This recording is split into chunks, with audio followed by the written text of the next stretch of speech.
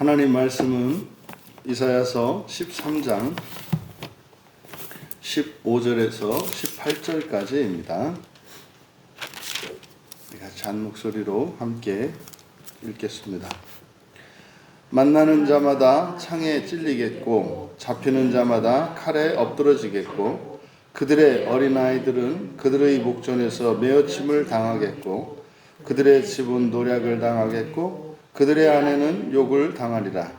보라, 은을 돌아보지 아니하며 금을 기뻐하지 아니하는 메대 사람을 내가 충동하여 그들을 치게 하리니 메대 사람이 활로 청년을 쏘아 죽이며 태 열매를 긍휼히 여기지 아니하며 아이를 애석하게 보지 아니하리라. 아멘. 끝까지 순종하고 회개하라 라는 제목으로 본문의 말씀으로 설교하고자 합니다. 이제 바로 앞에 어제 우리가 살펴보았던 것은 하나님의 심판, 즉 여호와의 날에서 심판을 드러내고 있는 이 본문 속에서 부활의 메시지가 들어있었다는 거죠. 이제 사람을 정말 가치없고 허무한 존재인 필멸적 인간을 가장 가치 있게 여기는 순금, 또 그보다도 순금 중에서도 가장 귀한 금으로 여기는 오빌의 금보다도 더 가치 있는 존재로, 이것은 이제 무가치한 존재가 지극히 가치 있는 존재로 변화될 것임을 말씀한 것인데, 이것은 부활에 대한 암시였다. 그런데 이제 그들이 돌아갑니다. 돌아가는데 오늘 본문은 만나는 자마다 창에 찔리겠고 잡히는 자마다 칼에 엎드러지겠고, 이게 지금 15절에 보면 만나는 자 이렇게 되어 있습니다만, 이게 마차가 이제 발견하다 이런 뜻이고, 이게 수동태 니팔령입니다. 지금 여기에 있는 동사들 만나다, 창에 찔리다, 또 잡히다, 그리고 칼에 엎드러지다, 전부 이제 수동태형입니다. 그래서 15절을 사역해 보면 발견되는 모든 자는 찔릴 것이며, 여기서 이제 창에 찔리다라고 번역한 단어가 다카르인데, 이게 관통하다 이런 뜻이에요. 관통하다, 또 찍히다. 그래서 발견되는 모든 자는 찔릴 것이며, 또 잡히는 자마다, 그러니까 붙잡힌 이렇게 됩니다. 붙잡힌 모든 자는 칼로 쓰러질 것이다. 그럼 여기서 발견되는 모든 자, 붙잡힌 모든 자라고 하는 것은 지금 돌아가는 자들 중에 바벨론 군대에 발견되고 붙잡힌 자를 나타냅니다.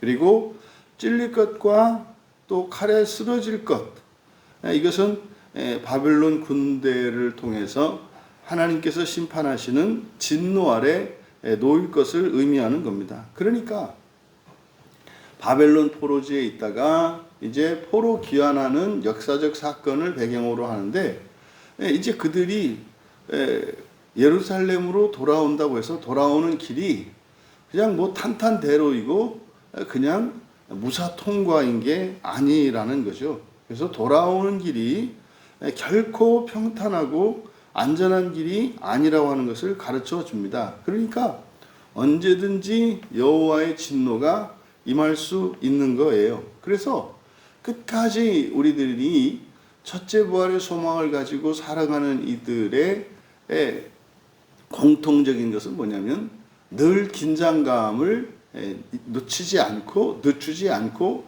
살아가는 겁니다. 우리가 인생을 마치고 마지막 숨을 내쉬는 그 순간까지 긴장감을 놓쳐서는 안 됩니다. 하지만 그것이 우리에게 불안감이거나 뭐 이렇게 그것 때문에 우리가 뭐 이렇게 걱정하고 염려할 필요는 없는 겁니다. 그래서 우리가 그것만 늦추지 않으면 되는 거죠. 이어 16절에 그들의 어린아이들은 그들의 목전에서 메어침을 당하고 그들의 집은 노략을 당하겠고 그들의 아내는 욕을 당하리라. 지금 여기서 그들 이렇게 됩니다. 여기서 그들 갑자기 이제 주어가 이제 복수형으로 바뀌어요. 그들 그들의 아기들은 눈앞에서 메어침을 당할 것이다. 그러니까 여기서 메어침을 당한다는 게 그냥 바닥에 패대기 쳐지는 걸 말합니다. 그러니까 참 굉장히 끔찍한 얘기죠. 여기서 이제 어린아이들, 올렐, 이제 아기입니다. 아기들이 그들의 눈앞에서 그냥 바닥에 패대기 쳐지며 죽어가는 모습이에요. 또 그들의 집도 약탈당하고, 그 다음에 이슈아, 아내, 이슈아이지 않습니까? 이들은 지금 돌아가고 있는 이들은 이슈예요. 그러니까 우리들로 말하면 지금 이 땅에 있는 많은 그리스도인들 가운데에서 그 첫째 부활을 위해서 살아가는 이들입니다. 그게 돌아가는 길이잖아요.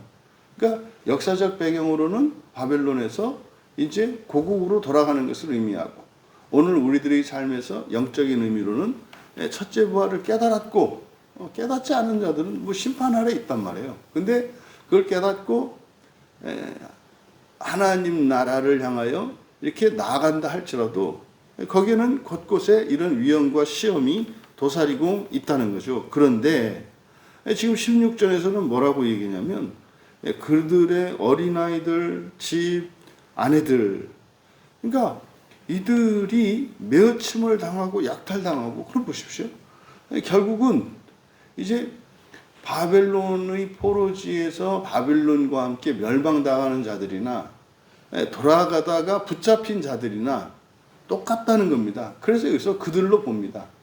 그러니까 첫째 부활의 소망을 갖고 살아가는 사람이 어느 순간 그 대열에서 이탈하고 부활의 소망을 잊어버리고 이제 세속정을 가지고 현세에 매여서 살아가게 되면 똑같게 된다는 겁니다. 똑같이 그들이 되는 거예요. 그런데 더 무서운 것은 여기서 그들의 아이들, 아내들, 집이 전부 다 당합니다. 그러니까 지금 여기서 16절에서 나타내는 것은 바로 우리들의 신앙의 공동체성을 나타내요. 그러니까 지금 여기서는 포로지 얘기니까, 그러니까 오늘날 우리들이 살아가는 삶의 정황에서는 이게 이해되지 않는 건데, 이때 살았던 사람들이 오늘날 우리들의 삶의 이런 형편을 보면 이해할 수 없죠. 여러분, 그 포로지에서 또는 애굽에서 여기 바벨론에서 돌아가는 길에 엄마는 가는데 아빠는 안 가고, 엄마 아빠는 가는데 애들이 안 가고, 이런 일들은 없죠. 그러니까 한 가족은 하나로 그냥 같이 움직이는 거죠. 그래서 개인과 집과 그 가족 모두는 함께 공동 운영체입니다. 이거를 지금 바로 16절에서 나타내는 거죠. 그러니까요, 한 집안의 가장, 특히 부모된 이들에게 있어서 이런 신앙의 책임이라고 하는 것이 얼마나 막중한 것인가 하는 것을 가르쳐 줍니다. 근데 이게 오늘날 우리들의 시대에는 이게 호소가 안 돼요. 전달이 안 됩니다. 그러니까 사실 여러분, 우리들이 종말에 대해서 이야기할 때, 우리 광야교회 공동체를 한 가정으로 놓고 보았을 때 마찬가지입니다. 어느 누가 그렇겠죠. 누군가는 버리고 앞서서 가고, 그런 거 없습니다. 다 같이 가는 겁니다. 다 같이 가는 거예요. 그래서 누구는 신앙이 좋고 누구는 신앙이 안 좋고, 누구는 은혜를 받고 안 받고, 이것이 단지 개인의 차이가 아니라 공동체적인 것임을 우리가 깨달아야 되는데, 오늘날은 너무나 이렇게 개인주의가 이렇게 일반화되어 있고 정상적이고 당연한 것처럼 되어 있는 시대이기 때문에 이 공동체성이라고 하는 이것이, 그래서 이게 이상하게 이제 이런 공동체성을 잘 보이는 데가, 그러니까 이제 비정상적인 곳에서 이렇게 보인단 말이에요. 대표적인 거 깡패, 건달 이런 사람들, 아니면 이제 신앙도 정상적인 게 아니라 사이비, 이단 이런 사람들, 이런 사람들이 똘똘 뭉치지 않아요? 그러니까 이게 지금 오늘날 우리들의 신앙이 얼마나 지금 그 본질에서 벗어났는가를 보게 됩니다. 그러니까 성경을 보고 정말 성령님께서 보증해 주시지 않는다면 낙심할 수밖에 없어요. 그런데요, 항상 하나님이 우리를 구원하시는 이유는 우리의 선함이 아니라 우리의 죄 때문이다. 죄 때문이다. 그래서 공동체적으로 우리가 우리의 죄악을 깨닫고 있다면 반드시 하나님께서 구원해 주시고 회복 주실 것을 믿기 때문에 소망을 갖고 가는 거죠. 하지만 마음이 아프지 않을 수가 없는 거죠. 그러니까 지금 여기 16절에서 이야기하는 공동체성. 그래서 이제 우리들이 가정을 꾸리고 부모가 되었을 때 우리들의 신앙의 책임이 얼마나 큰가. 특별히 가장들은 더 심하죠. 이 가장들의 삶의 무게나. 그럼 여러분 사실은 기본적으로 한 가정에서 가장들이 첫 번째로 이게 생각해야 하는 것이 뭐 세상에서도 가족들의 생활 아닙니까? 그래서 먹고 사는 거에 제일 우선순위를 두고 살지 않습니까? 그런데요, 그리스도인 된 가장들은 어떻게 해야 되겠습니까? 영적인 생활에도 그 책임감을 가져야 하는 거죠.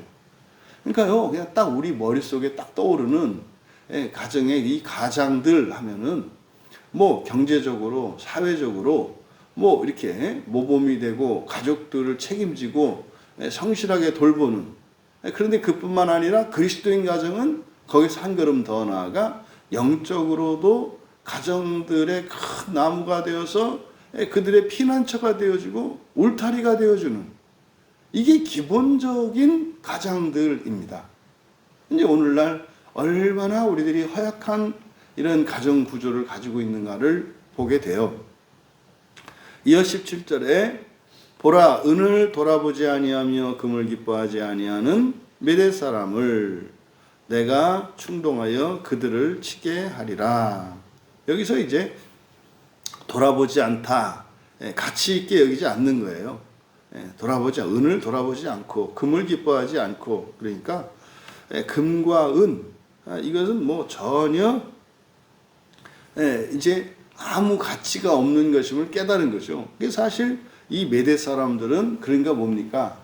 전혀 현세적인 어떤 목적이 없어요. 단지 뭡니까? 그냥 쳐서 죽이는 겁니다. 쳐서 죽이는데 혈안이 되어 있는. 그래서 이 메대 사람들은 바로 여호와의 진노의 도구로 택함받은 사람들이죠.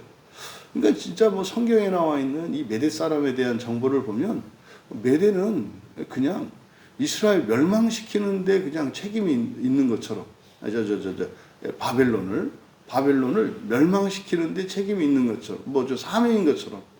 결국에는 이제 메대가 이제 바벨론을 멸망시키고 이제 페르시아인 바사 제국하고 이제 통합이 돼서, 그래서 메대를 그냥 바사 왕국과 메대 바사 뭐 이렇게 얘기를 하기도 하고, 근데 원래는 메대가 먼저고 메대가 바벨론을 멸망시키고, 그리고 바사 제국이 이 메대를 정복해서 통합해가지고 이제 흔히 말하는 페르시아 제국을 이루거든요. 그러니까 이 메대 사람들은 여호와의 심판의 도구, 진노의 도구입니다. 그래서 이들은 어떻다? 뭐 돈이고 뭐고 없다 이 말이에요. 그냥 파괴하고 멸망시키는 것이 이들의 목적이다 이 말이에요. 어쩌면 그들이 여호와의 진노의 도구로 사용되기 때문에 이 세상의 보아라고 하는 것이 참으로 가치 없고 의미 없는 것임을 깨달을 수도 있겠죠. 이어 18절에 메대 사람이 활로 청년을 쏘아 죽이고 태의 열매를 긍휼히 여기지 않고 애석하게 보지 않을 것이다. 뭐 18절은 뭐 그 심판이 얼마나 참혹할지, 그냥 정말 끔찍한 장면을 18절에서 묘사하고 있습니다. 그러니까 어린아이들 그리고 태의 열매니까, 그러니까 사실은 뱃속에 있는 아기들을 말합니다.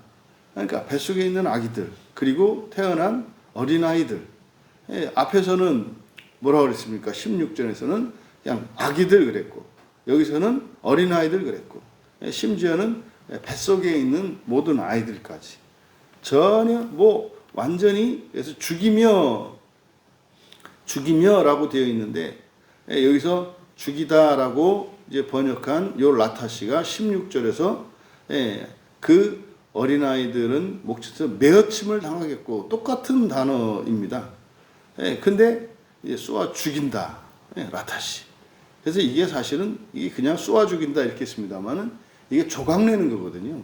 위에서도 목전에서 메어침을 당하다 해서 이 라타시라고 하는 이 말이 그러니까 뭡니까? 뭐 계란이나 유리나 이렇게 깨어지는 거를 바닥에 던져가지고 이렇게 박살을 내는 걸 말해요. 그러니까 굉장히 험한 표현이죠. 이건 물건에 써도 뭐 무지막지하게 이게 폭력적인 건데 이걸 사람에게 쓰면은 그러니까 굉장히 무서운 사실 끔찍한 표현이죠. 그러니까 어린아이도 그냥 죽이는 정도가 아닌 거예요. 그러니까 무서운 얘기죠. 그러니까 여러분 지금 이제 18절에서 일체 그래서 그런 아이들도 불쌍하게 보지 않을 거다. 동정하지 않는다. 이것은 사실상 여호와의 그 심판이 얼마나 두렵고 얼마나 철저한지 그것을 보여주는 겁니다. 그래서 여러분 예수님께서 한 호리까지 동전 한 입까지도 다 갚기 전에는 지옥에서 나올 수 없다고 이렇게 말씀하지 않습니까? 그래서 성경에서 나오는 이런 하나님의 심판, 여호와의 심판, 진노에 대한 이런 무서운 장면들, 공포스럽고 정말 가공스러운 이런 장면들은 우리들로 하여금 사실상 하나님 나라를 향하여 살아가는 부활의 삶을 살아야 하는 부정적 동기가 되어줍니다. 그래서 이 세상을 살아가는 동안 이만하면 됐다라고 절대로 그런 생각을 해서는 안 됩니다. 그러니까 그걸 먼저 정말 우리의 머릿속에 이렇게 세뇌를 시킬 수 있는 건 어렸을 때인 것 같아요. 어렸을 때 인생은 이렇게 사는 거다. 왜냐하면 우리도 이렇게 돌아보면은 어렸을 적에 그 예의범절에 대한 교육을 어려서 받잖아요. 그러니까 어려서 그 교육을 이렇게 세뇌를 딱 시켜놓으면 그게 이제 가치관이 되고 인생관이 되어서 그냥 자연스럽게 평생 그냥 습관이 되어서 살아가지 않습니까? 근데 이게 이제 나이 먹어서 이걸 바꾸려면 이게 굉장히 어려운 거예요. 그래서 우리들이 종말에 관한 그리고 고난에 관한 이 성경의 가르침을 보았을 때 이 세상은 편함을 추구하면서 살아가는 거 아니다. 그러니까 없으면 오히려 없는 것을 감사하고 생기면 사실은 더 두려워해야 한다. 왜냐하면 생기면 알아서 자기가 스스로 선한 고난의 삶을 살아야 하기 때문에 이게 이제 보통 일이 아닌 거죠. 그리고 이거는 다른 사람하고 비교할 것도 아니고 또 이만하면 됐다라는 생각은 아예 할 수 없다는 거죠. 근데 이런 삶이 정말 어려서부터 몸에 배고 습관이 되고 우리의 확실한 가치관이 되지 않는 이상 또 설사 그렇게 되었다 할지라도 이 세상의 물질과 이런 문화의 즐거움을 맛보다 보면 거기에 탐닉하게 되고 거기에 중독되게 되고 이제 그쪽을 향해서 이끌려가거든요. 그래서 이 세속성이라고 하는 그리고 이 육체의 즐거움이라고 하는 이것의 그 중력이 엄청나지 않습니까? 그래서 이 구심력, 끌어당기는 이 구심력을 극복하기 위해서는 항상 우리가 잊지 말아야 하는 것이 지옥에 대한 두려움, 그리고 천국, 하나님 나라, 그리고 저 낙원, 그 낙원에 대한 그 간절한 열망, 이것을 우리가 항상 유지해야 됩니다. 그래서요, 교회에서 하는 모든 설교는 사실은 언제나 기승전, 그래서 그냥 부정적 동기와 긍정적 동기, 다시 말해 지옥과 천국이 언제나 선포되어야죠. 그래야 일주일에 한 번씩이라도 이게 정신 차리고 그렇지, 나는 이 세상에서 태어나서 그 하늘나라를 향해서 살아가야 되는 사람이지. 나는 사람으로 태어나서 신이 되기 위해서 살아가는 사람이지. 이것을 놓치지 않고 긴장감을 가지고 살아갈 수 있게 되는 거죠. 여러분, 오늘 말씀에서 바로 앞에는 부활에 대한 이런 메시지가 우리들에게 소망이 되고 기쁨이 되고 또 이렇게 고난 중에 있을지라도 좀 위로가 되고 용기를 가질 수 있었습니다. 이건 긍정적 동기죠. 근데 이제 오늘 우리가 읽은 이 본문은 부정적 동기를 제공합니다. 하나님의 심판은 어떻다? 철저하다는 거예요. 철저하다. 예외가 없다.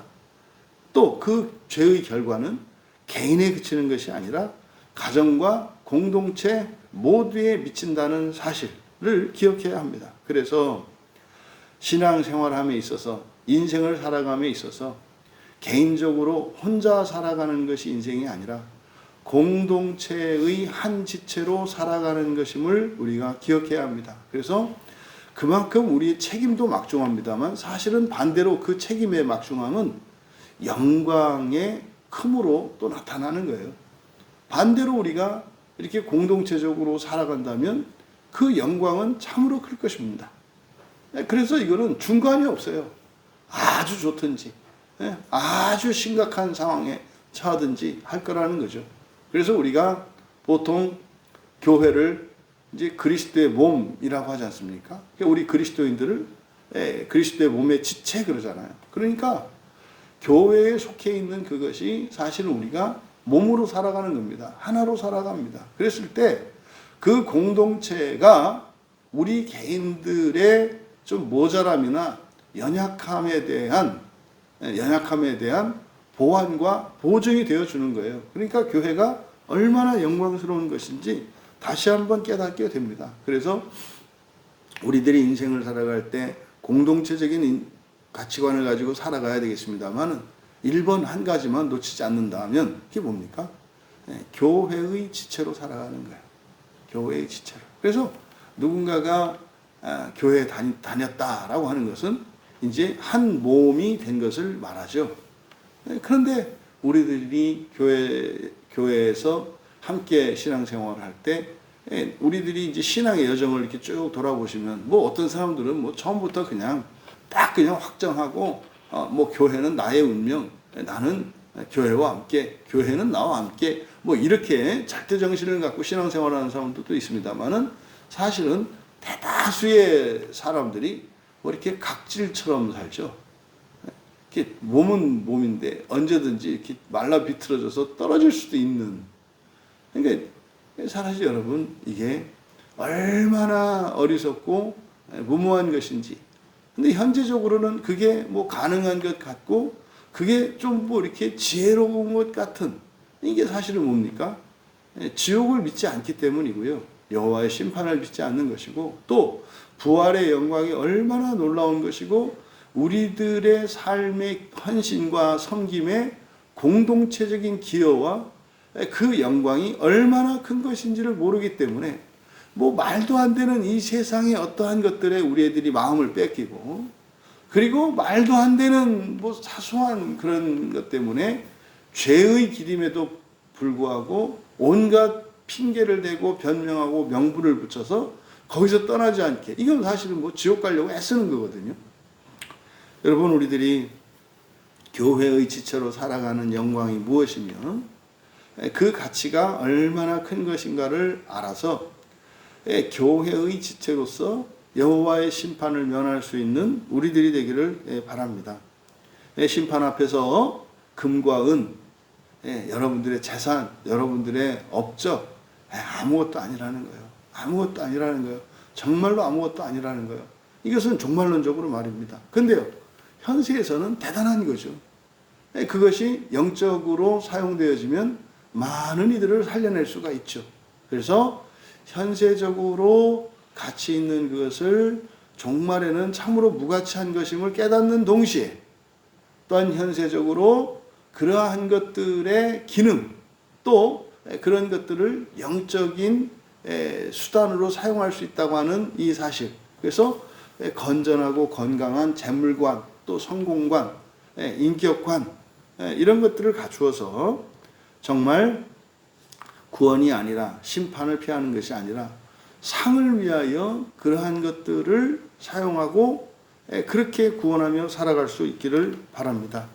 끝으로 여호와의 경고가 늘 들려야 합니다.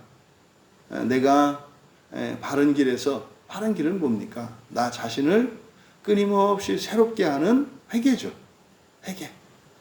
그리고 이 세상에 자꾸 적응하고 주저앉으려고 하는 이 죄성에 대한 각성이죠.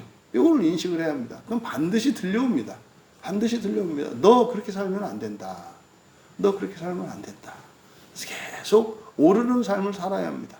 하늘을 향하여 오르는 삶을 살아야 한다 하는 우리 내면에서 들려오는 성령의 음성에 귀 기울이고, 또 그것이 들려졌음에도 불구하고 회개하지 않고 이런저런 명분을 붙이고 있는 나 자신에 대해서 또 경고하시는 음성이 들려야 합니다. 너 과연 그런 즐거움을 누리기 위해서 지옥을 대가로, 지옥 가는 대가로 그런 것에서 만족하고 그렇게 눌러 앉을 필요가 있느냐라고 하는 그 음성을 들을 수 있기를 바랍니다. 그래서 여러분, 하나님 말씀에 늘 순종하고 늘 회개하는 삶을 살아 여호와의 날이 심판과 두려움의 날이 아니라 영광스러운 부활의 날이 되시기를 주님의 이름으로 축원합니다. 존귀하신 하나님,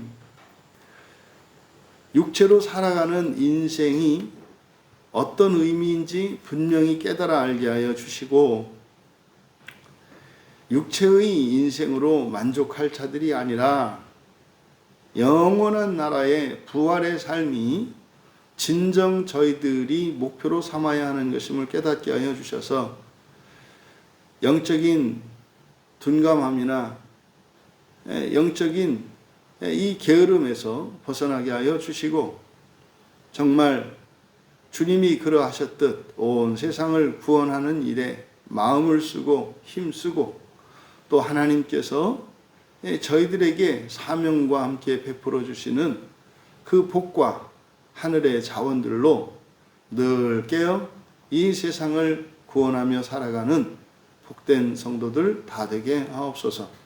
감사하며 예수님의 이름으로 기도하옵나이다.